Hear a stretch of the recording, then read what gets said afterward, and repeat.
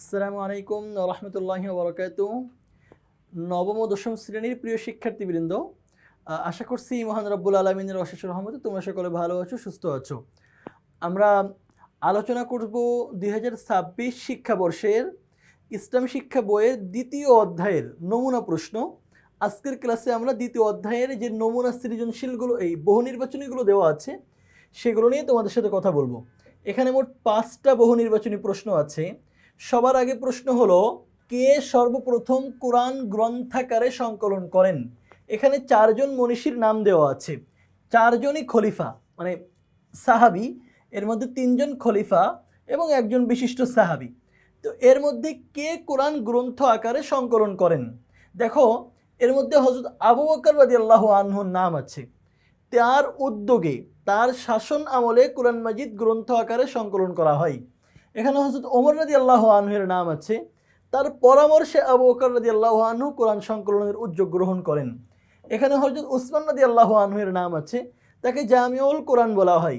এখানে হযরত যায়েদ বিন সাবিত রাদিয়াল্লাহু আনহুর নাম আছে, যিনি কাতেবে ওহী ছিলেন এবং কাতেবে ওহীর যে 42 জনের যে গ্রুপ ছিল তার মধ্যে তিনি প্রধান ছিলেন, এবং তিনি কোরআন গ্রন্থ আকারে যখন সংকলন করেন ওইখানেও কাজ করেছেন। তো 4জন মনীষীর নামই কোরআন সংকলনের ক্ষেত্রে চলে আসছে। তো এই প্রশ্নে কোনটা সঠিক, যে কে সর্বপ্রথম কোরআন গ্রন্থ আকারে সংকলন করেন?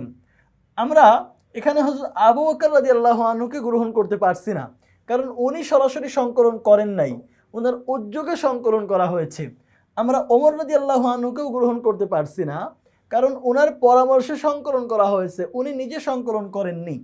হযরত উসমান রাদিয়াল্লাহু আনহুর নামও আমরা গ্রহণ করতে পারছি না, কারণ এখানে সর্বপ্রথম শব্দ আছে, আর উসমান রাদিয়াল্লাহু আনহু সবার আগে কোরআন গ্রন্থ আকারে সংকলন করেননি। আমরা যেই নামটা গ্রহণ করছি তার নামটা ঘ নম্বরে আছে, হযরত যায়েদ বিন সাবিত রাদিয়াল্লাহু আনহু। তাহলে কে সর্বপ্রথম কোরআন গ্রন্থ আকারে সংকলন করেন? আমরা এখানে হযরত যায়েদ বিন সাবিত রাদিয়াল্লাহু আনহুর নাম গ্রহণ করছি। যদি প্রশ্ন বলা হতো কার উদ্যোগে সর্বপ্রথম কোরআন গ্রন্থ আকারে সংকলন করা হয়, তাহলে আমরা হযরত আবু বকর রাদিয়াল্লাহু আনহুর নাম বলতাম। যদি বলা হতো কার পরামর্শে, আমরা ওমর রাদিয়াল্লাহু আনহুর নাম বলতাম। যদি বলা হতো কাকে জামিউল কোরআন বলা হয়, আমরা উসমান রাদিয়াল্লাহু আনহুর নাম বলতাম। কিন্তু যেহেতু কে সংকলন করেন সবার আগে সর্বপ্রথম, সেজন্য আমরা 4 নম্বরে থাকা যায়েদ বিন সাবিত রাদিয়াল্লাহু আনহুর নাম গ্রহণ করছি। মাদানী সূরার বৈশিষ্ট্য কোনটি? নিফাক ও মুনাফিকের বিবরণ, মুশরিক ও কাফিরদের বিবরণ, তাওহীদ ও রিসালাতের আহ্বান, আয়াতসমূহ তুলনামূলক ছোট। দেখো, নিচে যে 3টা দেওয়া আছে, খ, গ এবং ঘ, এই 3টা মাক্কি সূরার বৈশিষ্ট্য। আর নিফাক ও মুনাফিকদের বিবরণ, এটা হলো মাদানী সূরার বৈশিষ্ট্য। মাক্কি ও মাদানী সূরার অনেকগুলো বৈশিষ্ট্য আছে, এখানে তো কয়েকটা উল্লেখ করে প্রশ্ন করা হলো। বইয়ে যদি বইয়ে যে বৈশিষ্ট্যগুলো আছে সেগুলো সবগুলো তোমার মনে রাখতে হবে। প্রশ্নে যদি অন্য কোনোটা উল্লেখ করে এইগুলো বাদ দিয়ে, যাতে সেটাও তুমি আনসার করতে পারো। তাহলে মাদানী সূরার বৈশিষ্ট্য কোনটি? এইখানে থাকারগুলোর মধ্যে আমরা ক নম্বরকে গ্রহণ করছি, যে নিফাক ও মুনাফিকদের বিবরণ।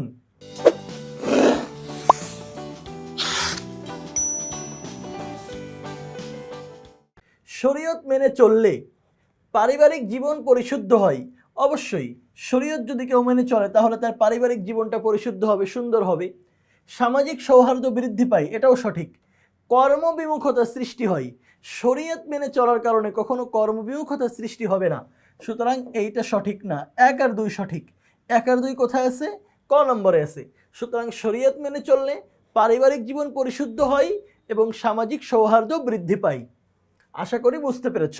এরপরে বলা হচ্ছে যে নিচে একটা উদ্দীপক দেওয়া আছে, এইটা পড়ে পরের 2টা প্রশ্ন 4 ও 5 নম্বর প্রশ্নের উত্তর দিতে হবে।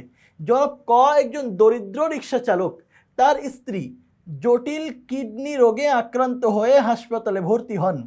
চিকিৎসা করাতে গিয়ে ক এর জমানো টাকা শেষ হয়ে যায়।